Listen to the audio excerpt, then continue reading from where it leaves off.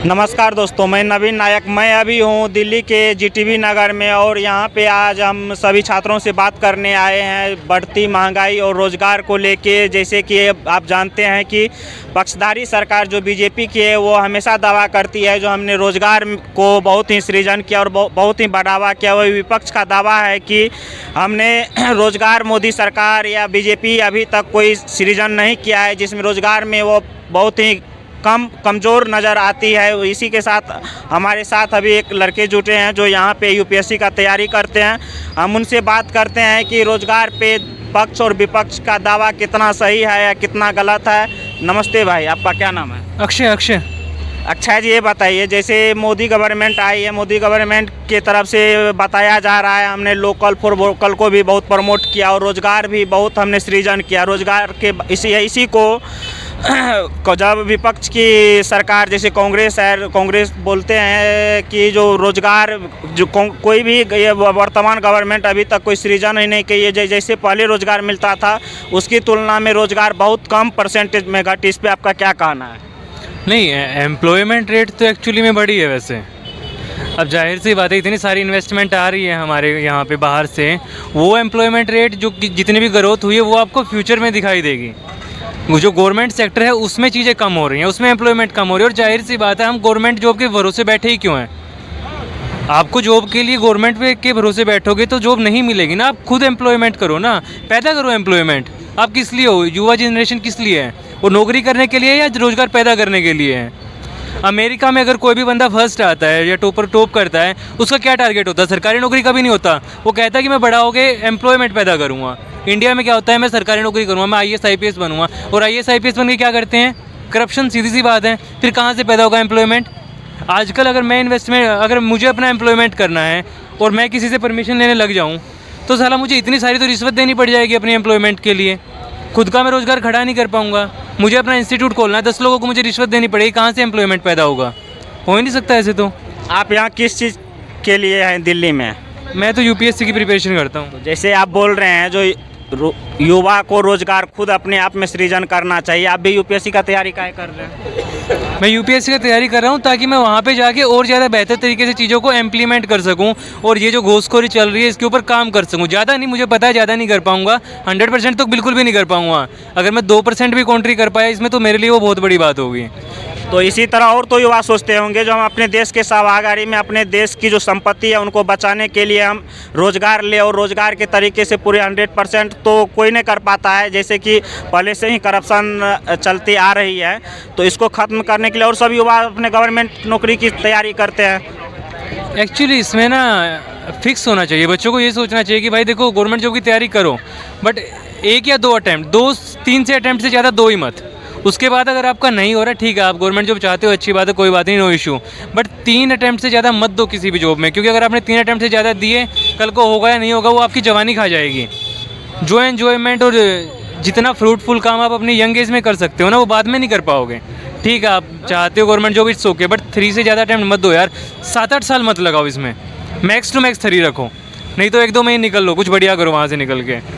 ये जिसको कुछ करने के लिए है ही नहीं, वो एक ही उसका थाउट है। जैसे सामाजिक थाउट भी होता है, समाज का भी प्रेशर होता है। जब बच्चे बाहर आते हैं, जैसे आप भी बाहर आए हैं अभी पढ़ने के लिए, तो सब आपके समाज को एक दिखता होगा। जो जब आपके फादर को बोलता होगा जब आपका बच्चा गया है पढ़ने के लिए, और सामाजिक नज़रिया से आप भी देखते होंगे जब आप आए हैं दिल्ली में पढ़ने के लिए तो कुछ कर क्या है। समाज की जो ये अवधारणा बनी हुई है जो सरकारी नौकरी ही करना है, इसको आप कैसे खारिज करते हैं? अरे समाज को तो इग्नोर करो, उनका काम है कहने का। आपके पेरेंट्स लोग सपोर्ट करते हैं ना। आप 2-3 साल अटैम्प्ट दो, और क्या करने आए हो? जैसे मान लो कोई बेरोजगारी है जिसको पढ़ाई लिखाई नहीं आती, भाई वो क्या करेगा? कुछ ना कुछ अपना सेटअप खोल लो। यहाँ मुखर्जी GTB नगर में खड़े हैं, कितनी रेडी लगी हुई है यहाँ पे सराउंडिंग में, और ये एक दिन का कितना कमा रहे होंगे? कोई बैठा है इनमें सरकारी नौकरी के भरोसे पे हैं? हाँ, एक मिनट, आप UPSC की तैयारी करके आप रेडी चलाएंगे क्या? हाँ, मैं चला लूँगा, लेकिन यहाँ पे नहीं, बाहर।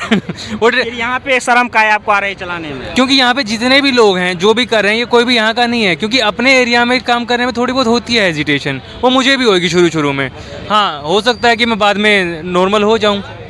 आप तो बोल रहे हैं हमने, क्योंकि दिक्कत क्या है कि हमारी सोसाइटी में हम लोग डायरेक्ट इन कामों में नहीं लग पाते, हेजिटेशन होती है और नेचुरल है। लेकिन थोड़ा सा टाइम लगेगा ग्रोथ होने में, हो जाएगा जी।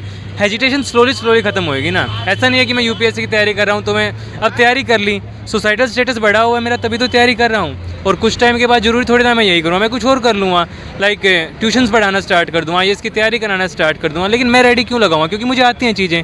अगर मैं शुरू में एक नॉर्मल फैमिली में पला बड़ा होता, जहाँ पे मेरे खाने पीने के लाले पड़े होते, तो मैं भी रेडी लगाता, मैं पक्का लगाता। लेकिन अब लगाने में हेजिटेशन होएगी, पढ़ने के बाद हेजिटेशन होती है इन सब कामों को करने जैसे आप में। बता रहे हैं सर, जो हमने ट्यूशन खोल लेंगे, जब गवर्नमेंट रोजगार ही नहीं देगी तो फिर आपकी ट्यूशन यूपीएससी की कैसे चलेगी? ट्यूशन तो कहीं भी चला लो, यूपीएससी की क्यों ट्यूशन चलानी है? बच्चों को नॉर्मल भी तो पढ़ाया जा सकता है। 9th-10th में बेसिक साइंस आती है ना, मैथ आता है ना, तो नॉर्मल चीज़ें अगर रेडी वाला भी है उसको 5, 7, 10, 15 गुना जमा तो करना आना ही चाहिए। वो चीज़ें कहाँ से सीखेगा? आपका क्या नाम है? मेरा नाम दिव्यांशु राज है। आप किस चीज़ की पढ़ाई करते हैं यहाँ पे? हम यूपीएससी की तैयारी करते हैं। यूपीएससी की तैयारी करते हैं।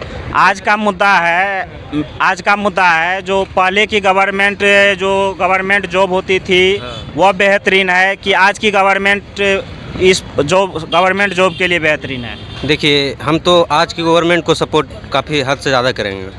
क्यों? क्योंकि सेल्फ सफिशिएंट बना दिया हर एक लोगों को। पहले सेल्फ सफिशिएंट नहीं था, मतलब किसी न किसी पर डिपेंडेंट था, लेकिन आज खुद पर इंडिपेंडेंट हो चुका है। अगर जॉब भी नहीं मिलती है तो प्राइवेट सेक्टर स्कूल खुल गई है। तो प्राइवेट सेक्टर जब स्कूल खुली है तो उसमें एक का स्कूल में कम से कम 20 टीचर की ज़रूरत होती है। तो लगभग 1991 के बाद जो कि इकोनॉमिकल क्राइसिस जो इंडिया में आया, प्राइवेटाइजेशन जो इंडिया में हुआ, उसके बाद जब स्कूल जो खुली, लगभग 3-4 लाख स्कूल CBSE इंडिया में भी हैं, तो उसमें से 3 लाख गुना 20 टीचर करेंगे तो लगभग जितना भी निकलेगा उतना टीचर का रोज़गार मिल रहा है। पहले की अपेक्षा में था कि किसी को ज़्यादा मतलब कि रोज़गार मिलता, मतलब रोज़गार कम था लेकिन वेतन उसका ज़्यादा था। आज की अपेक्षा में रोज़गार ज़्यादा है लेकिन वेतन थोड़ा कम है, मतलब कि उसी पैसा से मतलब 10 लोग रोज़गार कर रहा है। तो ऐसा मतलब हम आज का सरकार को ये बताइए, जब वेतन आदमी की अच्छी होगी तो वास्तविकता है सबकी लाइफ स्टाइल भी अच्छी होगी। जब वेतन कम होगी तो उसके परिवार की लाइफ स्टाइल भी कम। आदमी कमाते किस चीज़ के लिए है? रोजगार किस चीज़ के लिए करते हैं? रोज़गार करते हैं वो अपना ज़िंदगी को लिविंग स्टैंडर्ड बेटर करने के लिए करते हैं। तो जब उनको कम सैलरी मिलेगी तो कब लिविंग स्टैंडर्ड बेटर होगा? तो पहले हम बता रहे हैं ना, पहले की सरकार में डिस्पैरिटीज़ था, मतलब कुछ लोग हायर लेवल का थे जो कि मतलब सोसाइटी 2 पार्ट में डिवाइड था, रिच और पुअर में डिवाइड था, ठीक है, जिसके कारण से रिच मतलब रिसोर्सेज का ज़्यादा यूज कर रहा था। लेकिन अब क्या है ना कि डिस्पैरिटी कमा है, जिसके कारण से दोनों सोसाइटी जो वैल्यूएबल सोसाइटी भी है, जो किसी से कम नहीं है, मतलब किसी के अंडर काम भी करना नहीं चाहेगा। तो मेरे हिसाब से आज का जो सरकार है बहुत काफ़ी अच्छा सरकार है। आपका मानना है जो आज की सरकार बहुत काफ़ी अच्छा? हाँ, बेटर है। यानी कि आप लोग पूरे गवर्नमेंट जॉब को और एक अनफ्लो कर रहे हैं। आज का सरकार का एक चीज़ और कहना चाहते हैं कि जो कंट्री का जो इंटरनल सिक्योरिटी है, एक्सटर्नल सिक्योरिटी काफ़ी मजबूत कर रखा है, जो कि पहले एक्सटर्नल सिक्योरिटी बहुत काफ़ी है। नहीं, एक्सटर्नल थोड़ा सा कमज़ोर है। बाहरी जिनको सिक्योरिटी कहते हैं वो हाँ, काफ़ी थोड़ा सा कमज़ोर है, लेकिन थोड़ा सा कमज़ोर है। हाँ, लेकिन इंटरनल काफ़ी मजबूत कर दिया है। आंतरिक समस्या को मजबूत कर दिया है। अभी कहीं नक्सली हमला, कहीं आतंकवादी हमला नहीं हो रही है। जैसे कि असम जो है, तो असम हो गया, मणिपुर हो गया, जो कि फिलहाल मणिपुर का बात कर रहे हैं। मणिपुर में तो आप हाल ही में देखिए क्या हुआ। सुनिए, मणिपुर में फिलहाल 8 जो टेररिस्ट जो सेंटर था जो चलाया जा रहा था, मतलब कि उसको क्या बोला, अनलॉफुल एक्टिविटी प्रिवेंटेशन एक्ट के तहत बैन लगाया है 3-4 दिन पहले 8 ऑर्गेनाइजेशन को। मणिपुर में जो इतनी बड़ी घटना हुआ उनको कौन जिम्मेदार करेगा? वो कांग्रेस लेगी या बीजेपी? जिम्मेदार कोई पार्टी इसमें नहीं है। इसमें पॉपुलेशन काफ़ी हद से ज़्यादा है, अनएम्प्लॉयमेंट ज़्यादा जनरेट हो चुका है इंडिया में। वही तो आप बोल रहे हैं, जो एम्प्लॉयमेंट ज़्यादा कर रही है बीजेपी सरकार। अभी आप ही बोल रहे हैं अनएम्प्लॉयमेंट बहुत कम है। देखिए, ये हम नहीं कहना चाह रहे हैं। देखिए, पॉपुलेशन कंट्रोल हो ही नहीं रहा, तो कौन करेगा पॉपुलेशन कंट्रोल? जिसे पॉपुलेशन कंट्रोल कोई भी सरकार को स्टेप लेना चाहिए पार्लियामेंट में, जो कि लिया भी गया है। फैमिली प्लानिंग जो कि 2001 में आया है, ठीक है ना, उसके तहत भी वो इम्प्लीमेंट अच्छा से एग्जीक्यूट नहीं हो पाया है। उसको कौन कराएगा सर? तो उसको कहीं ना कहीं एग्जीक्यूट गवर्नमेंट ही कराएगी। तो तो गवर्नमेंट का रिस्पॉन्सिबिलिटी है। गवर्नमेंट इसमें सफल हो रही है, विफल हो रही है? इसमें गवर्नमेंट बिल्कुल अनसक्सेसफुल रही है। अनसक्सेसफुल रही है ना जी।